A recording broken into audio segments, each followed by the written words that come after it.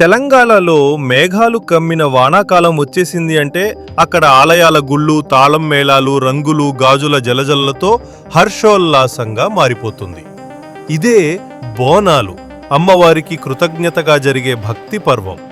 అయితే బోనాలెందుకు ప్రత్యేకం? మహిళలు బాణాలెందుకు మోస్తారు? ఈ పండుగ ఎప్పుడు మొదలైంది? ఈ కథను తెలుసుకుందాం. 1813లో హైదరాబాద్ మహానగరాన్ని మహమ్మారి, ప్లేగ్, చర్మరోగం తాకింది.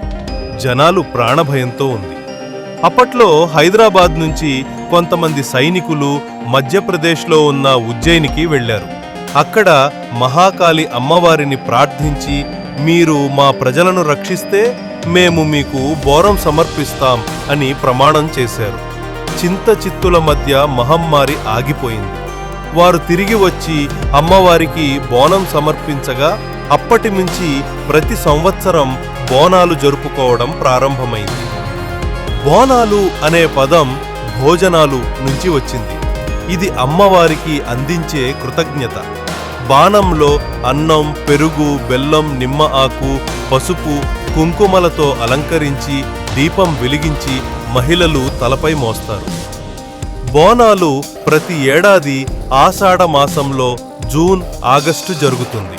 మొదటిగా గోల్కొండ కోట, ఆ తర్వాత ఉజ్జయిని మహాకాళి దేవాలయం, బల్కంపేట ఎల్లమ్మ ఆలయం, చివరగా లాల్ దర్వాజా, అక్కన్న మదన్న దేవాలయాలలో ఘనంగా జరుగుతుంది.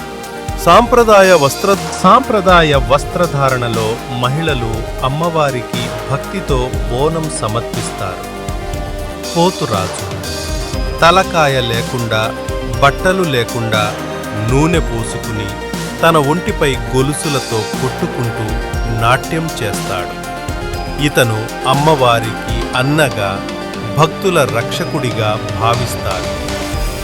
రంగం ఒక మహిళ దేవత ప్రవేశంతో భవిష్యత్తు చెబుతుంది. ఇది పవిత్ర ఘట్టంగా భావిస్తారు.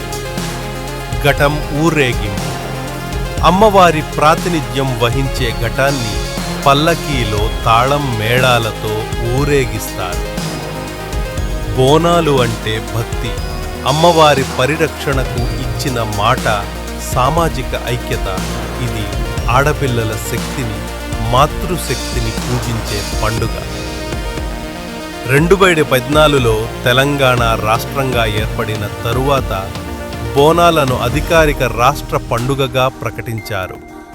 ఇప్పటికీ ఇది ఆచారాలు, కళలు, భక్తి మరియు జానపద సంస్కృతి పరిపూర్ణంగా మార్చుకుంది. తెలంగాణ భక్తుల గుండెల్లో అమ్మవారి పండుగ బోనాలు.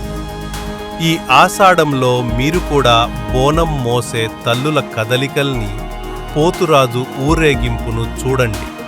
ఇది భక్తికి అర్పణ, పరిరక్షణకు పునాదిలా ఉంటుంది.